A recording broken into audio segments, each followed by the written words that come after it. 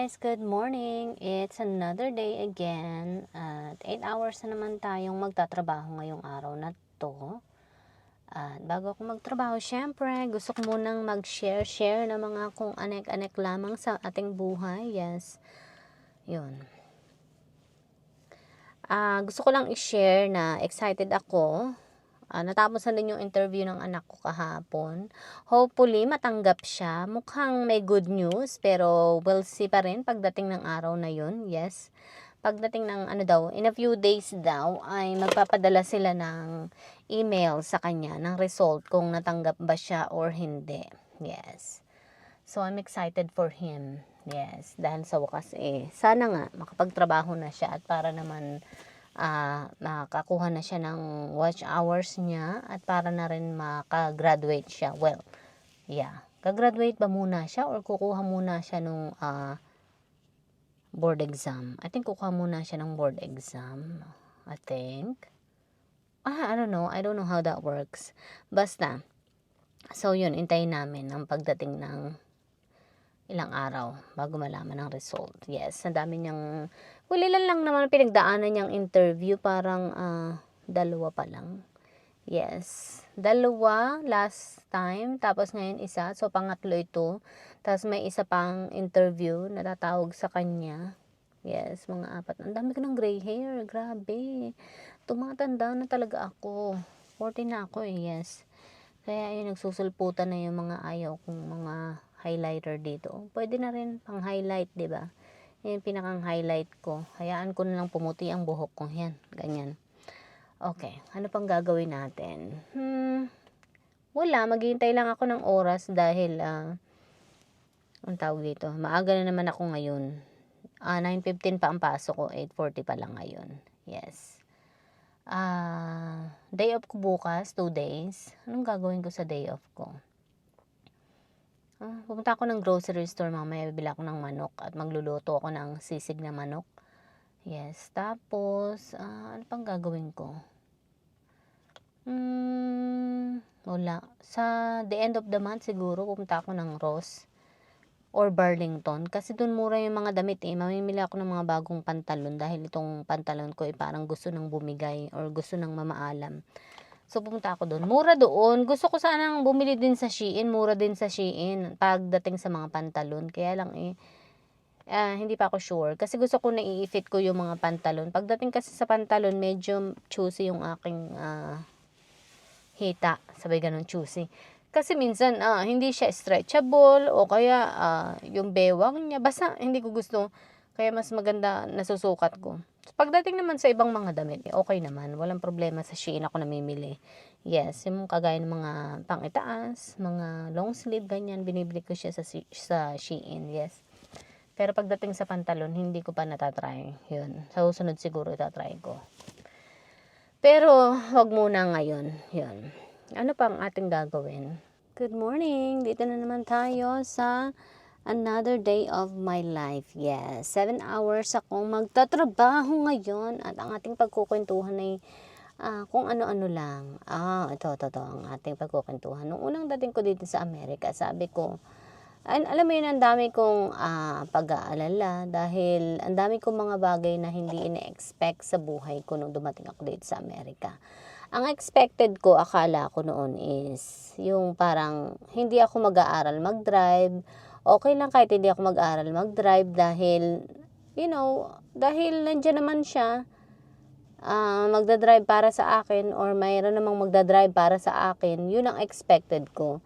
Sabi ko, para isa lang ang kotse namin, ba't kailangan ko pang magkaroon ng sarili kong kotse? Yun ang akala ko noon. Pero mali ako. As soon as dumating ako dito sa Amerika, grabe, talagang pinush na ako na mag-drive ng kotse.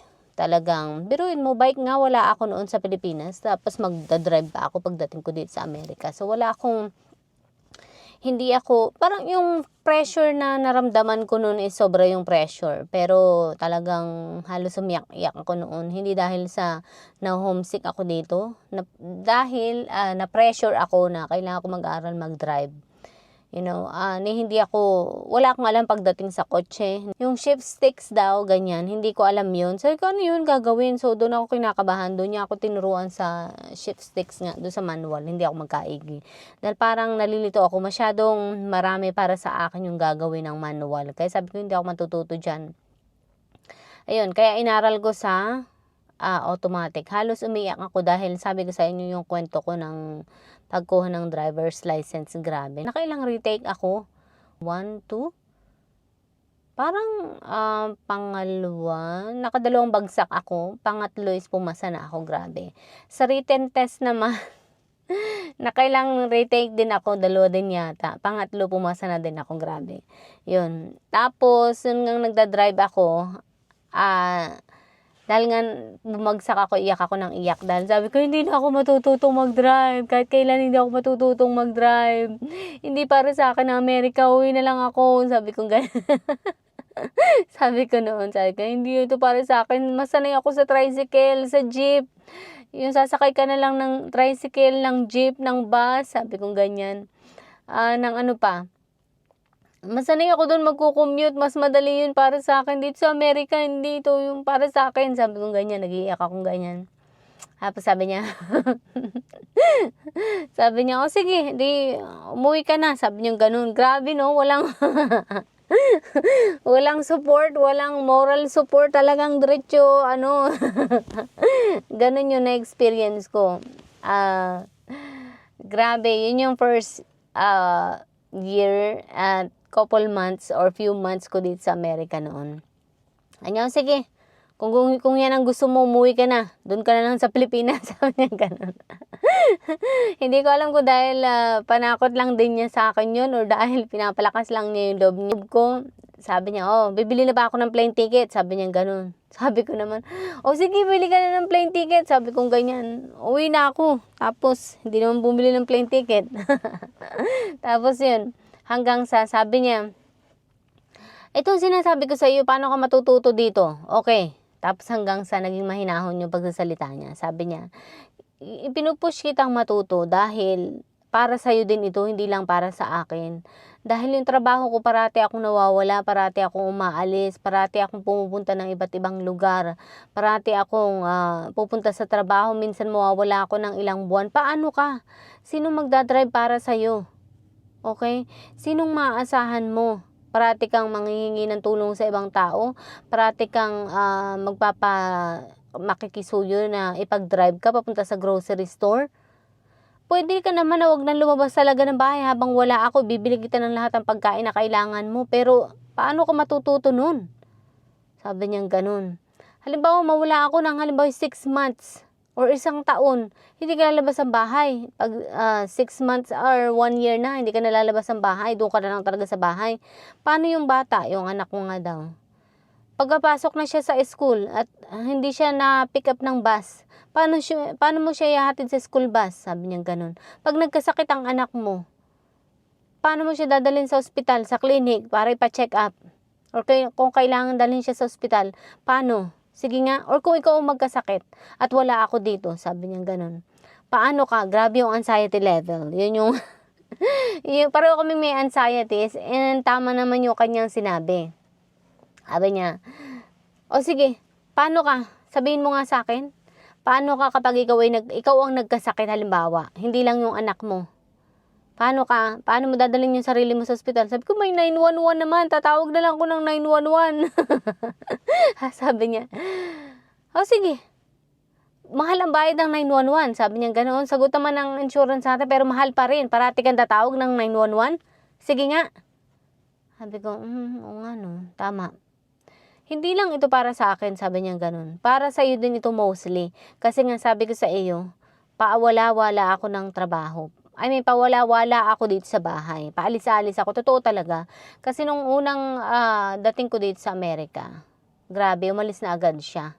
Iniwan niya ako ng 3 buwan. Pumunta siya ng, kasi nga, dahil ang trabaho niya sa Air Force, military, kailangan niyang umalis, kailangan niyang mag-TDY, pumunta sa ibang lugar, magtrabaho. For instance, kailangan niyang pumunta ng, halimbawa ay San Antonio or ibang states. o kaya ay another country, ganyan. Tapos may one time pa na iniwan niya ako ng 1 taon. Pumunta siya sa Korea, 'di ba? Ako lang dito sa Amerika. Grabe. Grabe yung anxiety, grabe. 'Yun. Pero sabi ko na lang sa sarili ko na, Lord, kailangan ko maging matatag. Tama naman talaga yung sinabi niya. At yun din naman talaga yung nasa isip ko. Hindi lang naman siya nag-iisip nun. Iniisip ko din talaga yung anak ko. Dahil sabi ko, paano ako makapagtrabaho? Paano ako maihahatid ang anak ko sa school? Paano kung hindi siya masundo ng school bus? So, may school bus naman talaga dito sa Amerika. Pero alam mo yun, minsan, kapag ikaw ay na-late ng dating, aalis talaga yung mga yan. Hindi ka nila hintayin. Hindi ka nila hintayin 15 minutes, 30 minutes sa paghihintay sa'yo. Kung wala ka pa rin, aalis sila. Yun. Pero pagkaalis nila, nandun na sila sa school, syempre tatawag ang school na ang anak mo ay wala or hindi nakapasok pag hindi ka pa rin pumasok sa takdang oras. Yun, tatawag na agad sila, sabihin na mark absent na agad yung anak mo. Yun, ganun sila dito. Tapos, sinisip ko rin naman yung future ko. Sabi ko, well, kung uwi naman ako ng Pilipinas, babalik ako sa mas mahirap na sitwasyon ng buhay. Kasi, sa totoo lang, mas nahirapan ako ng buhay doon sa Pilipinas kaysa dito sa Amerika. Dito sa Amerika is, yun lang talaga ang kinahirap ko is yung pagdadrive talaga nung una. Kasi nga, meron akong anxiety sa pagdadrive. Well, sa totoo lang, marami akong anxiety. It's not just one. Kinuha ko na lahat ng klase ng anxiety sa buong mundo. Yun. Meron akong social anxieties, ano pa, driving, financial anxieties, future. Ang dami, halos lahat ng klase. Kaya nga yung anxieties ko ay talagang sobrang dami.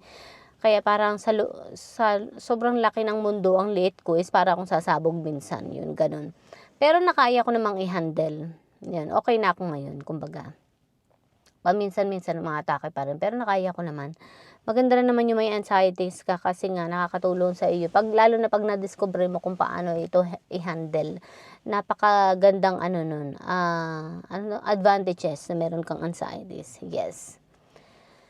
Ay, grabe. So, talagang yun ang experience ko dito sa Amerika. Hindi ko akalain. Sabi ko sa asawa ko, hindi na ako mag-aaral mag-drive kasi para ano pa. Yun nga yung sinabi ko sa kanya noon. Para isa na lang kotse natin para makatipid tayo. Sabi niya, no. Hindi lang basta makatipid, kundi para din sa iyong growth. Sabi niya ganun. Totoo talaga yan. Hindi pala applicable. Hindi pala po pwede na isa lang ang sasakyan namin. Kaya ayun, ang sasakyan namin ay tigi-tigisa kami. Meron ako, meron yung anak ko, meron din siya. Meron pang isang extra, hindi ko alam ba't ang dami. Sabi ko, anin mo ba yung maraming kotse? Dapat nga, isa lang talaga yung kotse natin para makatipid tayo eh. Ayaw niya. Sabi niya, no, hindi naman yun para makatipid lang, kundi para sa iyo din, matuto ka na mag-drive. Yun, akala ko noon buong buhay ko is hanggang sa bike na lang talaga ako. Yun. Alright, papasok na ako dahil wala ng oras. Saka na ulit tayo magkwentuhan. 7:53 na. 8:50 ng pasok ko. Yes. Grabe. 7 hours ako magtatrabaho ngayon. 3:15 ang labas ko. Bukas back to, ang tawag dito, 8 hours yata. Tapos, last day ko bukas kasi day off ko ng 2 days. Yes, I'm so happy. Okay, alright, hanggang sa muli. Bye!